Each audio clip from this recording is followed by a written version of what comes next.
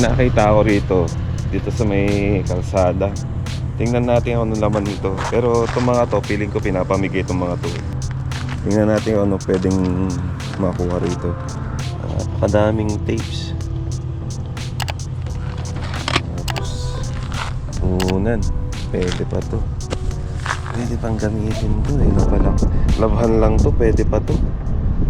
Wala lang yung may-ari kasi. Tapos itong vacuum, is it still working? I don't know.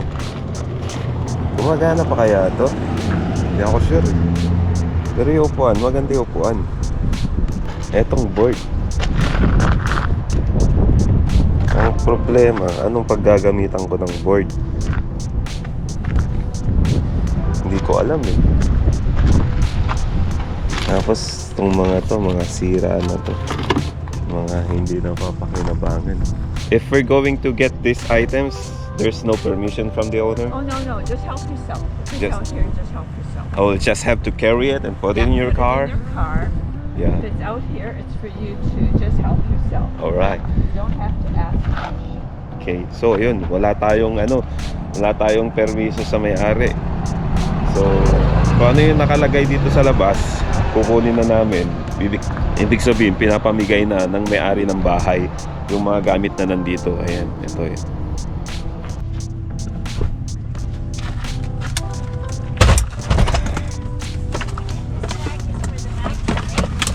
Oh, was for the vacuum? I think so. I don't know. All right, yeah. Check it out and see.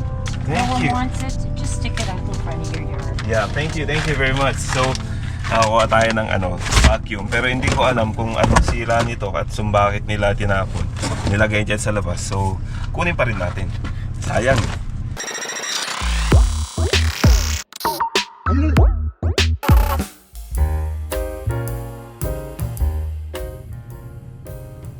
Ganda ng bahay ng pinuntahan ko. Sana makabahay din ng ganito, pero okay lang. Kahit malit lang na bahay sa akin, okay na. Basta madaling bayaran. Right. Okay, nakarating na po ako sa aking unang destinasyon. At meron lang kasi akong pipick up. Kumbaga, dagdag lang sa collection ko. Ayun. Pero dito yata yun. So you are the guy. I'm the guy. Yeah, I bought some items before. That's why I remember you. It's Okay. A to the K.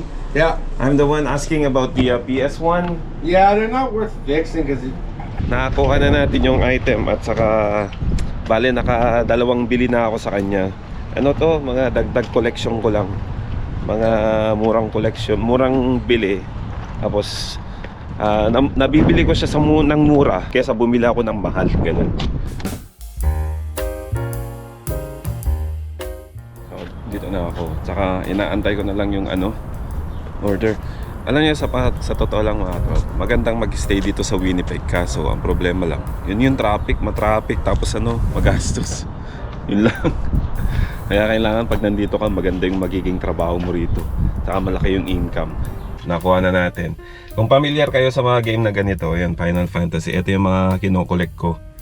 Yung mga yan.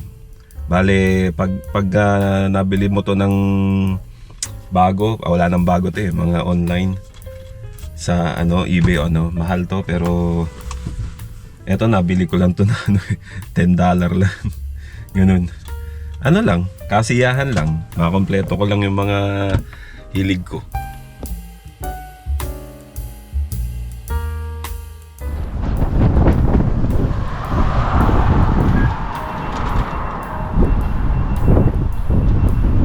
Okay. So, tawid lang tayo at asan ba yung bahay na to? I think it's here. Ito siguro siya naka-stay. So, hindi ko na alam. Antayin natin. Here. I see your message about this one too. I don't know if you wanted to look at it, but Let me just see it. this has a crack on the front, but the discs are pretty good. They play. They're all good. All in black label. Can I check it? Yeah. You're doing a bunch of pickups today. Yep. Nice. You get it. Here, count it, buddy. Awesome. I don't want you to go home like Thank you. ripping you off. I'm not that kind of person. Thank Have you. a good day. Same to you. So yun na, nakuha ko na yung yung parcel. Parcel. Yung item. Yung mga ganito. Mga Final Fantasy. Dito kasi, sa totoo lang, ang mga gamer dito is walang pinipiling edad.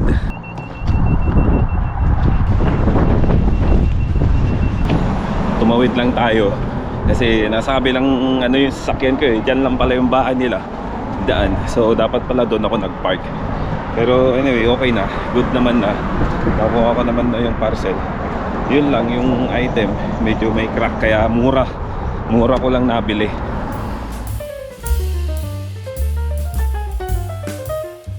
Ito yung mga maganda ngayon eh. Mga top down, lumalabas na yung mga top down, mga vintage car. Kasi summer na, maganda nang mag-drive pagka mga ganun.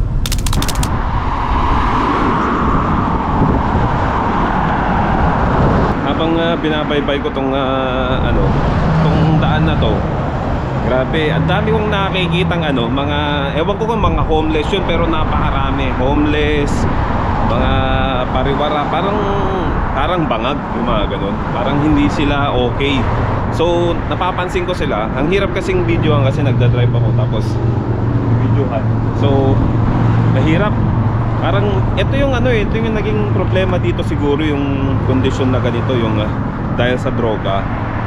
Marami yung napapariwara, marami yung nagkakaroon ng sitwasyon sa pag-iisip, tapos nagiging homeless sila, mga ganun. So, dami ko nakita. Sana nakuhanan ko ng video, pero mahirap din naman kung kukuhanan ko sila ng video tapos papakita ko. So, ayun, basta marami akong nakita dito sa daan na to. Ang haba ng kalsada na to. So, haba ng marami akong nakita. Anyway, nandito na ako sa destinasyon ko. So, eto 'yon. So, dito ko kukunin yung isang collection ko.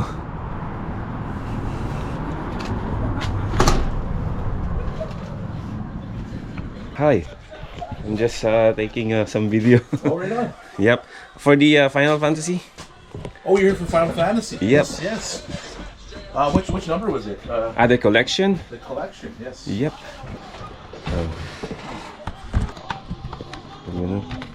It's so good. All good, eh? Yeah. Yep. Oh, wrestling? Are you fan of wrestling? Big time fan wrestling. Yeah. So ito yung pagka yung mga mahilig sa sa mga wrestling, ayan.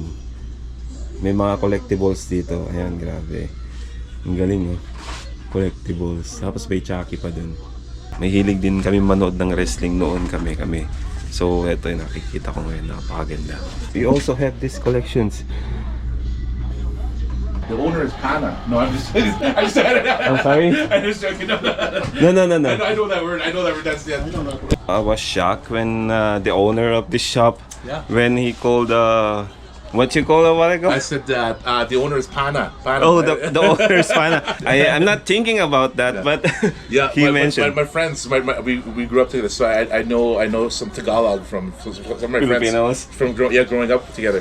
I grew up in a place called Weston, and Yeah. so it's an area where half is indigenous, Yes. and then half is Filipino. Oh. So we all grew up together, and we're all friends. We're all really So- to this day we're all good friends. Even my friend Josh here, his wife is Filipino. My wife is Filipino. This is Your his son. wife is Filipino? My son is half is son. Filipino. Oh, half Filipino?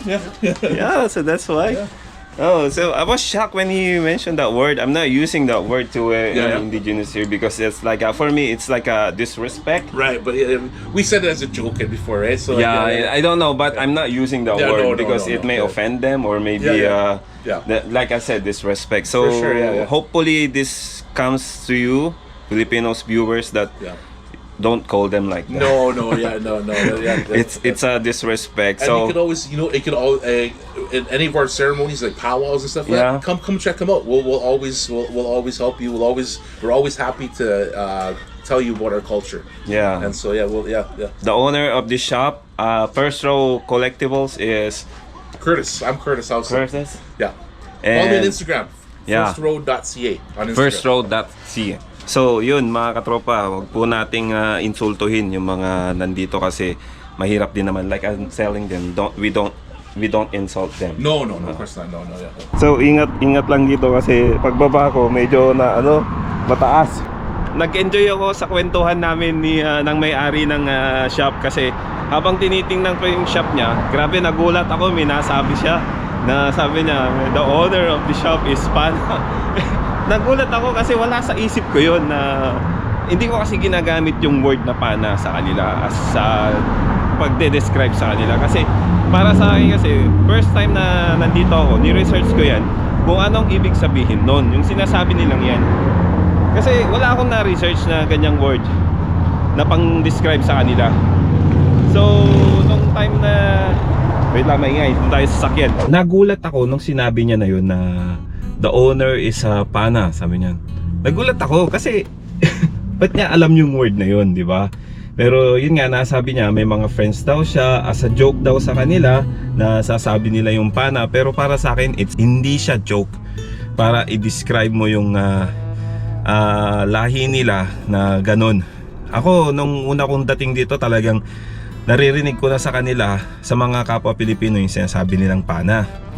So para sa akin parang yun ang bansag ng Pilipino pantawag sa kanila, sa mga lahi nila. Pero sa akin parang hindi maganda para sa akin kasi narinig nyo naman sabi nila kung parang hindi sa kanila okay yun. Kasi parang insulto o pambubuli sa kanila yung word na yun na pantawag natin sa kanila. Which is nakaka-insulto rin naman talaga. So parang nakakaya. Katulad natin, pag may bansag sila sa atin, parang may insulto rin tayo pagka ganun. Like for example, sa Indian, mga Indiano, ang tawag natin Bombay. Pag natatawag ang mga Indiano ng Bombay, hindi nila nagugustuhan. Pero yung may iba, tinatanggap na nila kasi wala na silang magagawa. Yun na yung nakasanayan ng mga Pilipinong pinatatawag natin sa kanila eh. Pero ako, hindi ko masyado. Sabihin na natin hindi ako nagmamalinis. Hindi ko ginagamit talaga yon. Pero dati, nagagamit ko. Pero nung na-realize ko na hindi maganda sa kanila, hindi ko na ginagamit kasi naiinsulto sila eh. Kasi may mga may shop kasi ako sa Pilipinas dati, computer shop. Tapos, karamihan sa mga customer ko, Indiano kasi mga international student dun sa amin. Dun sila nag-aaral sa Ilocos nun. So marami akong customer na Indian. So dun ko na-realize na hindi maganda para sa kanila na tawagin yung word na ganun. Katulad din dito, ayaw din nilang natatawag na nun. Pero syempre, tayong mga Pilipino, masyado tayong yung tawag hindi natin maunawaan kung bakit hanggat hindi natin malalaman yung nararamdaman nila. Yung bang pipilit pa rin natin silang tawagin, kumbaga pang wala ng respeto sa kanila na yun. Parang paninira ng respeto, ganun. Ewan ko na lang kung yung mga tao hindi maunawaan yung sinasabi ko, pero para sa akin, nanggaling na sa kanila. Sinanong ko nga sa kanya kung pwede bang tanungin ko sa iyo kung bakit. So yun, nagpa-video naman siya, okay lang siya sa kanya. So yun, nangyari.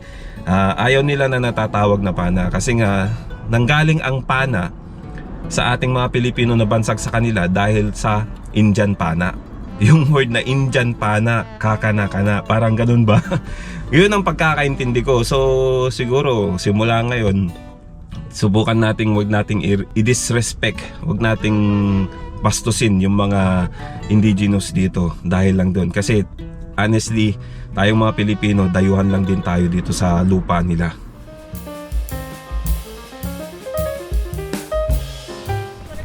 Check out the discs. Yeah, sure. Yeah, make sure. Yeah, make sure. I'm really sorry about that. It's great.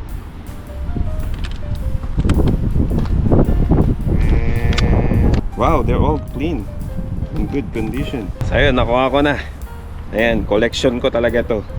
Alam niyo, sa totoo lang mga katropa, mas gusto ko na yung maglalaro ng computer games kaysa magbisyo. Yung minom, manigarilyo, magsugal, tapos ewan ko lang, basta hindi ko trip kasi yung mga ganun eh.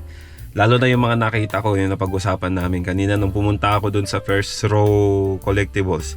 Talagang marami akong nakitang mga pariwara. Natanong ko nga dun sa may-ari kung ano yung mga yon. Nasabi naman niya na talagang yung mga yon nalulung na sa droga, sa alak, tapos kaya naging homeless sila. Marami doon sa kalsada na yon. Di ba nasabi ko nga sa inyo, marami akong nakita. And then natanong ko naman dun sa may-ari kanina, si Chris, si Curtis. So talagang nasabi niya talaga.